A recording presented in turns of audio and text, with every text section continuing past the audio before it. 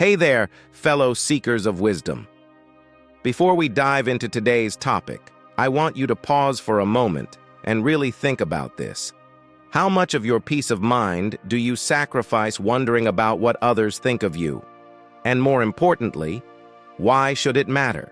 Now you might be tempted to skip ahead, but trust me, what I'm about to share isn't just another generic list of signs someone doesn't like you. We're going to explore this through the profound lens of Stoic philosophy, revealing not just the signs, but also the ancient wisdom that can help you maintain your tranquility regardless of others' opinions. Plus, I'll share a powerful perspective shift at the end that might completely change how you view others' disapproval. The great Stoic philosopher Epictetus once said, "It's not what happens to you, but how you react to it that matters." This perfectly sets the stage for our discussion today.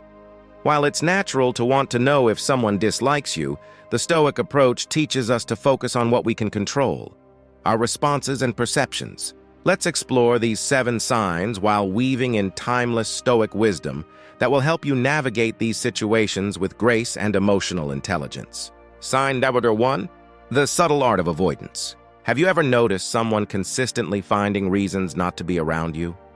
Maybe they suddenly become busy when you enter a room, or they always seem to have prior commitments when you're involved in group plans. Marcus Aurelius, the philosopher king, wrote in his Meditations, "When you wake up in the morning, tell yourself, the people I deal with today will be meddling, ungrateful, arrogant, dishonest, jealous, and surly."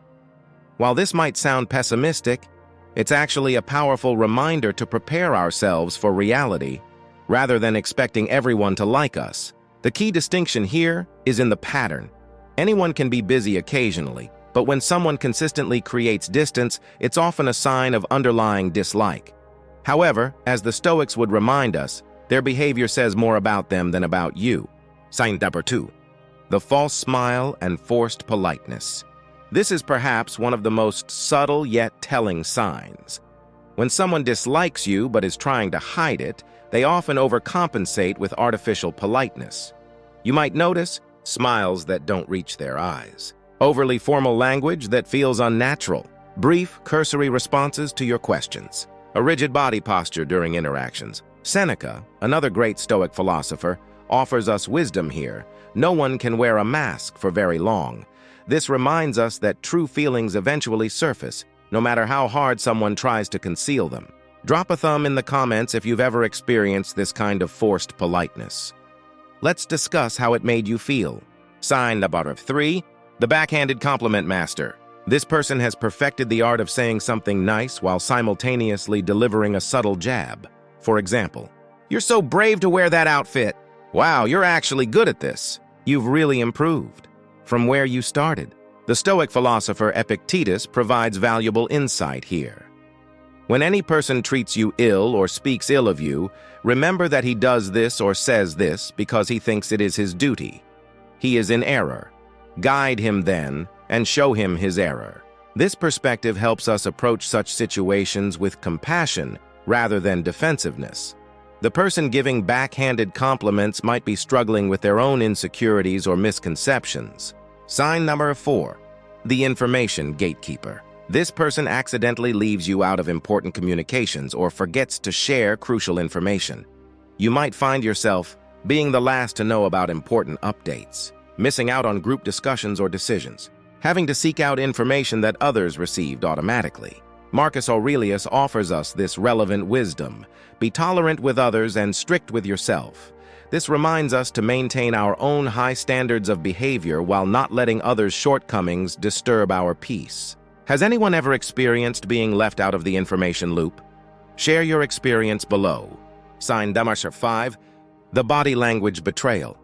Even when someone tries to hide their dislike, their body often tells a different story. Watch for these subtle cues.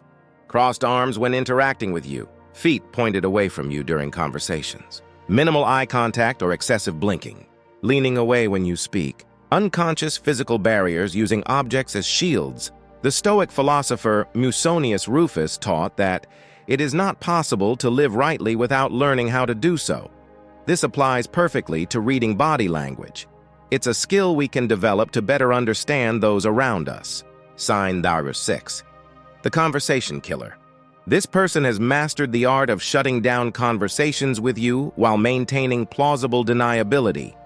You might notice one-word responses, changing the subject when you speak, not asking follow-up questions, suddenly becoming absorbed in their phone. Epictetus reminds us it's not what happens to you, but how you respond to it that matters. Instead of taking their behavior personally, use it as an opportunity to practice emotional resilience. Remember, their unwillingness to engage in conversation often reflects their own limitations, not your worth as a person. Sign number 7. The third-party effect. This is perhaps the most telling sign: how they behave when speaking about you to others. You might hear from mutual friends that this person dismisses your achievements, questions your motives, shares information selectively to paint you in a negative light, makes subtle digs about you in group settings. Seneca offers profound wisdom here. When someone succeeds in provoking you, realize that your mind is complicit in the provocation. This reminds us that we have control over how we interpret and respond to others' actions. The Stoic perspective on dealing with disapproval. Now that we've identified these signs, let's discuss how to handle them with Stoic wisdom. Here are 3 powerful principles. 1. Focus on what you can control. Marcus Aurelius teaches us, you have power over your mind, not outside events. Realize this, and you will find strength. You can't control whether someone likes you, but you can control your response to their behavior, the energy you invest in the relationship, your own actions and integrity. 2. Practice self-examination. Epictetus advises, when you are offended at any man's fault, turn to yourself and study your own failings. Then you will forget your anger. Ask yourself, am I contributing to this dynamic in any way? What can I learn from this situation? How can I grow from this experience? 3. Maintain your dignity. Seneca reminds us, the greatest power we have is the power of choice. Choose to respond with grace. Maintain your integrity. Focus on those who value your presence. Before you go, I want you to reflect on something. How many of the people whose approval you seek will matter in 5 years? Remember what Marcus Aurelius said, how much more grievous are the consequences of anger than the causes of it? If you found value in this Stoic approach to understanding and dealing with disapproval, please hit that like button and subscribe for more content where we explore life's challenges through the lens of ancient wisdom. Share in the comments, which of these signs resonated most with you, and how do you typically handle it? Let's learn from each other's experiences. Remember, as Epictetus wisely said, it's not what happens to you, but how you react to it that matters. Until next time, stay wise, stay strong, and most importantly, stay true to yourself.